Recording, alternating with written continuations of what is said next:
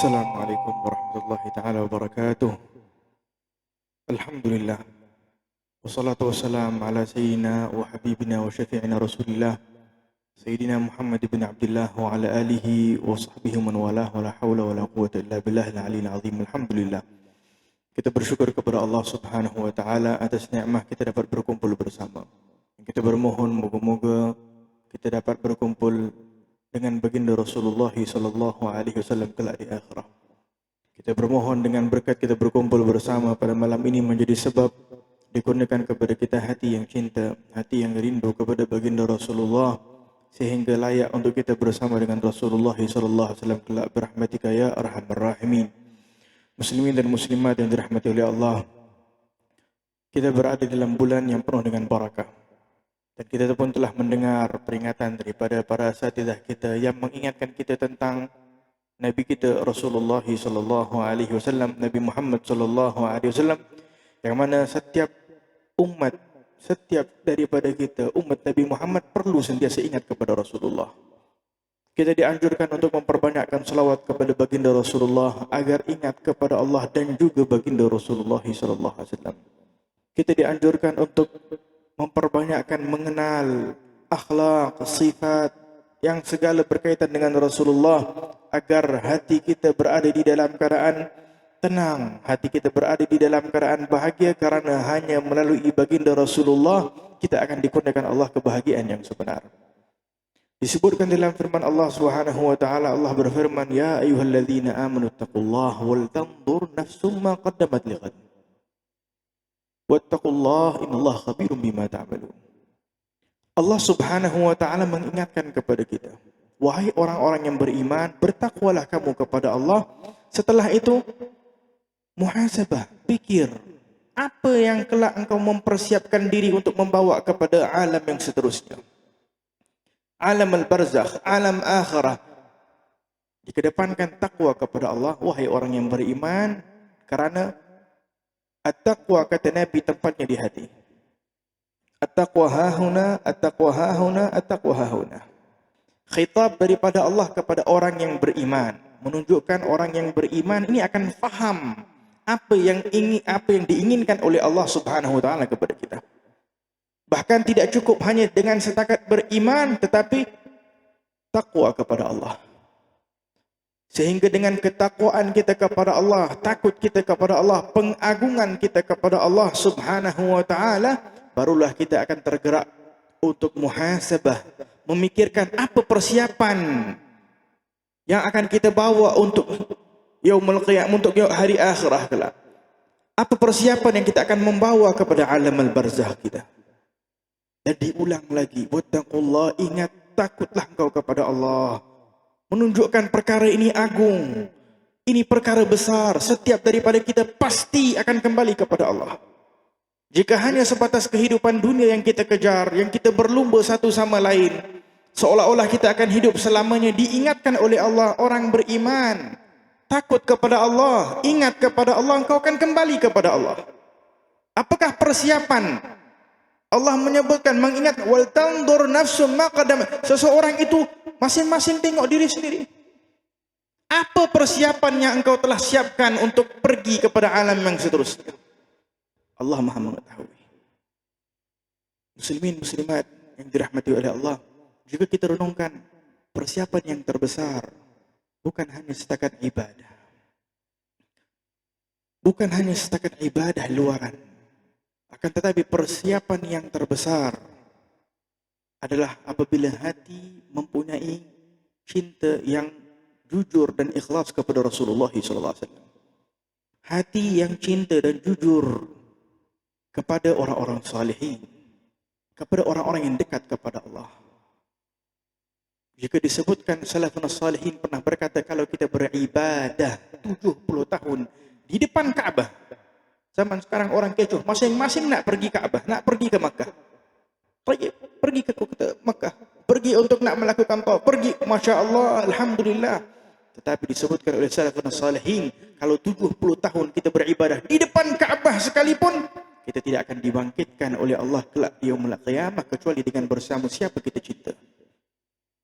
Bersama siapa kita cinta? Kalau dahulu kita beribadah 70 tahun di depan Kaabah sekalipun, hati kita terikat kepada orang yang fasik, orang yang jauh daripada Allah, kita tetap akan dikumpulkan bersama mereka. Dengan itu hadirin dan hadirat yang dirahmati oleh Allah, majlis seumpama ini tujuan utamanya adalah untuk tanamkan di dalam hati kita kecintaan kepada Allah, kecintaan kepada Rasulullah, kecintaan kepada orang-orang salihin, kepada ulama al-amilin. Karena kita berada di zaman setiap acara, setiap aktiviti, setiap perkara-perkara yang tersebar sekarang di media, tujuan utama nak menanamkan sesuatu di dalam hati. Nak memberikan benih yang masuk ke dalam hati sehingga kita tidak terkejut. Para pemuda kita yang membesar di dalam keadaan telah pun mempunyai benih cinta kepada orang fasik, telah mempunyai di dalam hatinya benih cinta kepada orang yang tidak pernah sujud kepada Allah, sehingga dengan cinta inilah penyebab mereka mengikuti jejak langkah orang fasik. Ayahnya mungkin tak pernah isap rokok, anak isap rokok. Daripada mana? Ayahnya tidak pernah tidak pernah minum minuman keras, tidak pernah melakukan perkara yang haram secara terbuka, anak melakukan. Daripada mana? Cinta.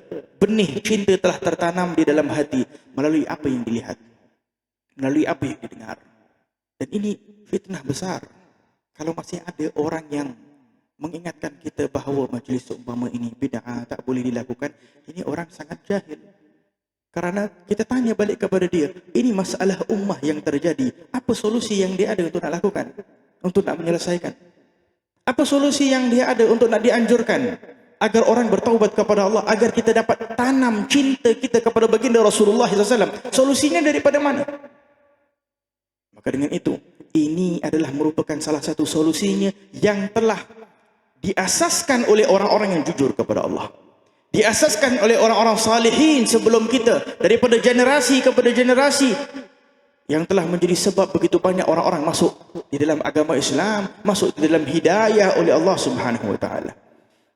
Disebutkan di dalam kitab Maulid Syaraful Anam dan dikarang oleh seorang ulama. Dan apabila disebutkan ulama, bukan orang biasa yang karang, tetapi ulama yang benar-benar orang yang saleh, orang yang memahami ilmu agama yang sebenar. Beliau menyebutkan di dalam kitab Syaraful Anam tentang sebuah kisah. Kisah yang terjadi di dalam bulan Maulid Nabi Muhammad sallallahu alaihi wasallam. Disebutkan bahawa di dalam kitabnya menyebutkan suatu ketika pernah terjadi suatu kejadian di negara Mesir. Ada satu rumah ini dah terbiasa. Dan inilah keadaan hatta umat Nabi Muhammad SAW. Kalau kita lihat bulan Rabiul Awal di Hadramaut, di Mesir, di Syam, di banyak tempat yang berada di dalam Ahlus Sunnah wal Jamaah, mereka pasti akan berada di dalam keadaan gembira menyambut akan bulan kelahiran baginda Rasulullah SAW. Apapun jenis terjemahan yang mereka lakukan di dalam menterjemahkan kegembiraan mereka menyambut bulan Nabi Muhammad SAW. Dengan itu disebutkan di Mesir ini ada satu keluarga dah biasa, setiap kali bulan Maulid dia ini akan menghias rumahnya. Dia ini akan membuat majlis setiap hari sepanjang bulan Rabiul Awal, memberikan makan kepada masyarakat, membaca salawat, melakukan, sehingga jirannya adalah orang Yahudi, suami isteri. Setiap tahun melihat, kenapa ni orang Islam datang bulan Rabiul Awal, datang 12 Rabiul Awal, mengagung-agungkan, melakukan majlis penuh orang gembira dengan anak kecil dengan dan sebagainya. Apa sebetulnya?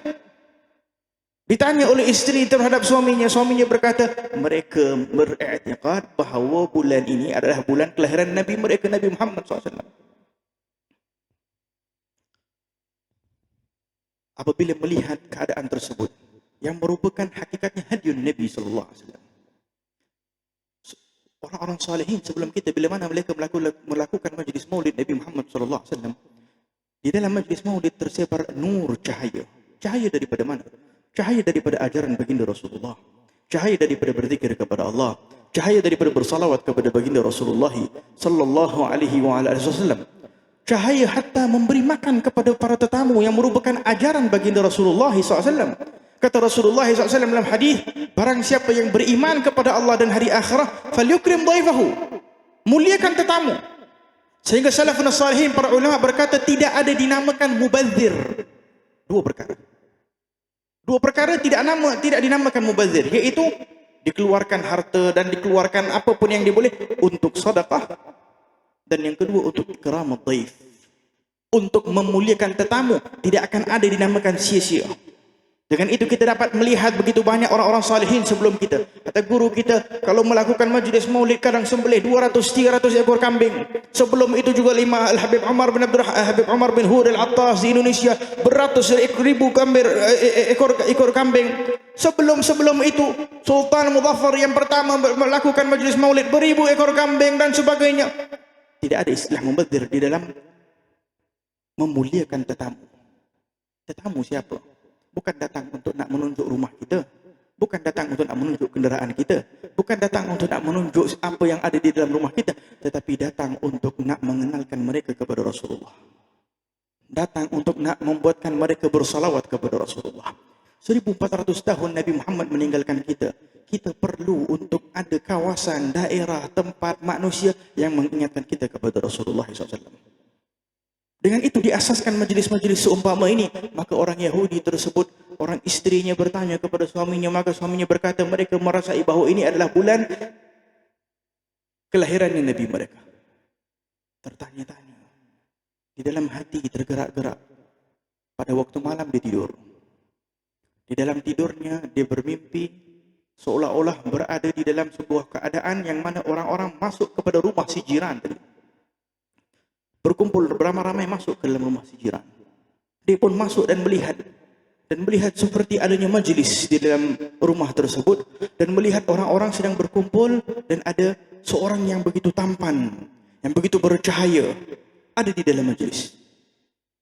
Maka dia tertanya-tanya, ini siapa? Maka mereka yang hadir berkata, itulah Nabi Muhammad SAW. Maka si Yahudi perempuan ini berkata, kalau aku tegur, aku panggil Muhammad ini, Nabi Muhammad ini, dia nak layan aku tak? Aku ni orang Yahudi, musuh Islam. Maka kata dia, Nabi SAW yang penuh dengan rahmah, yang penuh dengan kasih sayang. Maka dia pun memanggil, wahai Muhammad. Rasulullah, kita mengetahui di dalam syama'il, beliau apabila dipanggil oleh seseorang tidak akan yaltafit, tidak akan memandang kepada seseorang seperti ini, tetapi memandang dengan kulliyah itu, dengan sepenuhnya, dengan jasad, dengan penuh adab dan akhlak, dan menyebut labbaik. Labbaik adalah suatu kalimah yang mulia, sehingga kita bila mana melakukan haji kita akan menyebut labbaik Allahumma labbaik. Ini bukan ya, tetapi labbaik menunjukkan kemuliaan di dalam menjawab apabila dipanggil oleh seseorang. Labbaik. Maka terkejut ini Yahudi, yakni orang-orang beramai-ramai, orang, dia siapa? Dahlah musuh, tak dikenal dan sebagainya. Ini di dalam mimpi. Ini bukan sebarang mimpi, karena dicerita oleh para ulama yang salihin, yang bukan seperti kita yang kadang boleh jadi jujur tak jujur. Ini ulama as-salihin. Maka beliau berkata, Nabi Muhammad SAW berkata kepada Yahudi perempuan ini, tidaklah aku menjawab panggilanmu. Yang ini kata perempuan Yahudi ini, kenapa engkau menjawab aku, wahai Rasulullah, wahai Nabi Muhammad, sedangkan aku ini adalah musuh engkau. Aku ini bukan orang Islam pun, aku panggil engkau. Aku bukan orang Islam, aku ini adalah orang Yahudi. Maka kata Nabi Muhammad, tidaklah aku menjawab panggilanmu, kecuali aku dah mengetahui bahawa engkau akan masuk ke dalam agama Islam. Engkau akan diberikan hidayah oleh Allah Subhanahu wa taala. Nur cahaya akhlak baginda Rasulullah SAW yang tidak akan pernah pupus, yang tidak akan pernah lenyap, yang akan berterusan walaupun beliau telah kembali kepada Allah Subhanahu wa taala, walaupun melalui alam mimpi. Dan kita banyak dengar, kadang ada orang masuk Islam kadang disebabkan mimpi. Maka perempuan itu, Yahudi ini, akhirnya terus dengan melihat akhlak, melihat senyumannya Nabi, melihat muamalatnya Nabi, masuk dalam Islam di dalam mimpi, menyebut asyhadu an la ilaha illallah wa asyhadu anna Muhammad Rasulullah SAW. Maka pada waktu pagi hari dia dah niat. Suami tak tahu ni dia masuk Islam. Maka dia dah niat, aku nak menyambut bulan yang penuh dengan barakah ini. Kerana dengan berkat bulan ini aku masuk dalam agama Islam. Aku nak menyambut hidayah. Maka dia pun nak, saat dia nak mempersiapkan rumahnya nak menyambut, dia tengok suami dia pun duk siapkan seolah-olah nak membuatkan sesuatu acara kat dalam rumah. Sehingga dia pun tertanya-tanya, wahai suamiku, kau nak buat apa? Dia kata. Dia kata, aku nak mempersiapkan majlis. Majlis apa dia kata? Majlis karena engkau masuk Islam semalam di dalam mimpi. Aku tak beritahu kepada sesiapa pun. Dia berkata, setelah engkau masuk Islam, aku akhirnya masuk Islam setelah engkau di dalam mimpi yang sama. Subhanallah.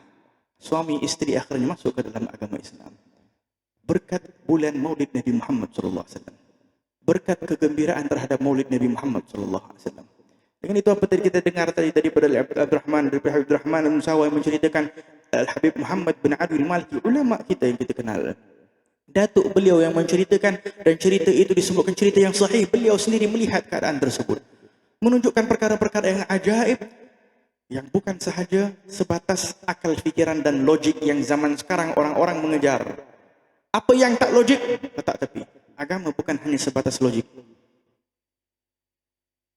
Dengan itu hatta Sayyidina Ali bin Abi Thalib kata, kalau semua logik, ilmu agama logik, hatta al-khuf di dalam fiqh ini, kalau kita ambil wuduk, kita pakai ini khuf, secara logik bawah yang kotor patut sapu bawah, tetapi disapu sebelah atas. Menunjukkan tak boleh nak logik, hatta di dalam bab ilmu fiqh sekalipun. Perlu bersumber daripada jalan yang benar, dan perlu mempunyai hati yang beriman kepada Allah Subhanahu wa taala sehingga stabil. Jasad kita mempunyai bahagiannya dan ruh kita mempunyai bahagiannya. Dengan itu hadirin dan hadirat yang dirahmati oleh Allah Subhanahu wa taala, apa yang kita ingin daripada majlis seumpama ini adalah tidak lain dan tidak bukan adalah untuk niat menanamkan di dalam hati kita benih pengagungan kita kepada baginda Rasulullah SAW. Apa sahaja yang kita boleh lakukan untuk Rasulullah, lakukan. Di majlis, di dalam rumah kita, bersama dengan teman kita, kumpulkan bersama Rasulullah SAW. Kumpulkan untuk demi nak memuliakan baginda Rasulullah SAW. Bersalawat ke, memanggil ulama ke, mengingatkan apa sahaja yang membuatkan masing-masing cinta dan rindu kepada baginda Rasulullah SAW. Sehingga jangan sampai kita menjadi orang yang kering. Rasulullah SAW apabila nak menyebarkan Islam, orang-orang Quraisy, kafir Quraisy yang tak mau percaya Rasulullah SAW, yang terkejut ni datang apa ni, nak jadi apa? Nak jadi Nabi. Engkau nak kekayaan, kami boleh bagi kekayaan. Engkau nak mempunyai kedudukan, kami boleh bagi. Tapi engkau nak mengaku Nabi. Disebutkan dalam firman Allah, mereka berkata, waqalu ma li hadzal rasul. Ini rasul jenis apa? Ya'kulu at-ta'am wa yamshi fil aswaq. Makan seperti kita, Nabi apa? Jalan pergi ke pasar seperti manusia biasa. Dan zaman sekarang pemikiran ini banyak tersebar. Manusia biasa dia makan macam ini, kafir Quraisy. Nabi ini orang biasa, naam orang biasa. Tetapi Nabi Muhammad SAW karena ingin menjadi jalan untuk kita manusia dapat mengikuti jejak langkah Rasulullah, maka beliau menjadi bashar, tetapi bukan sebarang bashar. Bukan sebarang manusia. Masuknya Nabi SAW ke pasar-pasar menunjukkan dalil tawadhu', sehingga bukan dia adalah seorang Nabi yang mulia, yang agung, bukan seperti raja, tetapi pergi hatta kepada pasar, pergi kadang beli pakaian di pasar dan sebagainya, menunjukkan tawadhu'nya baginda Rasulullah SAW. Makan seperti orang biasa. Inilah akhlaknya baginda Rasulullah SAW, yang setiap daripada akhlak ini perlu kita pelajari dan kita kuatkan dengan kecintaan kita kepada Rasulullah. Kita bermohon kepada Allah melalui majlis yang penuh dengan barakah ini, moga-moga menjadi sebab dikumpulkan kita bersama Rasulullah. Digunakan hati kita, hati yang cinta kepada Rasulullah, hati yang rindu kepada Rasulullah SAW. Dijadikan kita orang-orang yang mengikuti jejak langkah orang-orang salihin sebelum kita, sehingga kita dapat dikumpulkan bersama mereka kelak birahmatika ya arhamar rahimin.